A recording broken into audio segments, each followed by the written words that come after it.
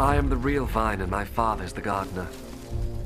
He breaks off every branch in me that does not bear fruit, and he prunes every branch that does bear fruit, so that it will be clean and bear more fruit.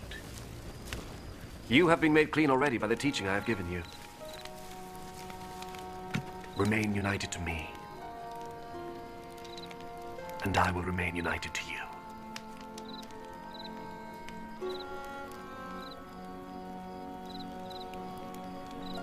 A branch cannot bear fruit by itself. It can do so only if it remains in the vine. In the same way, you cannot bear fruit unless you remain in me. I am the vine,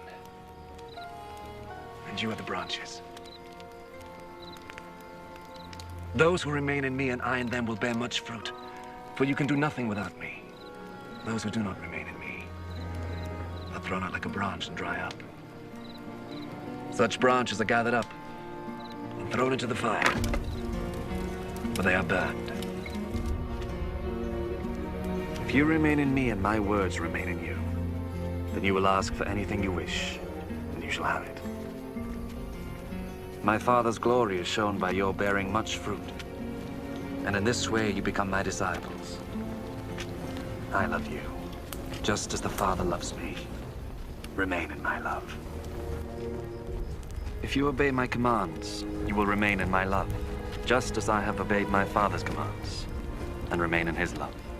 I have told you this, so that my joy may be in you, and that your joy may be complete. My commandment is this: love one another, just as I love you. The greatest love you can have for your friends is to give your life for them, and you are my friends, if you do what I command you. I do not call you servants any longer, because servants do not know what their master is doing. Instead, I call you friends, because I have told you everything I heard from my father. You did not choose me. I chose you, and appointed you to go and bear much fruit. The kind of fruit that endures. And so,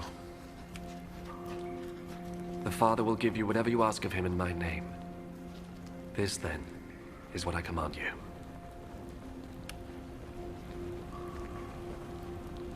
Love one another.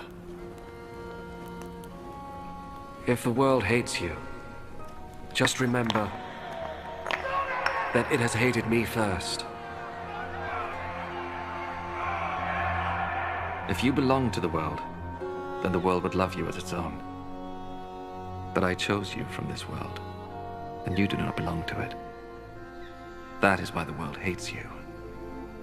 Remember what I told you. Slaves are not greater than their master. If people persecuted me, they will persecute you too.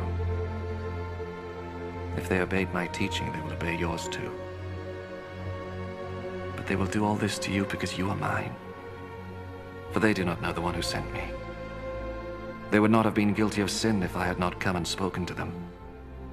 As it is, they no longer have any excuse for their sin.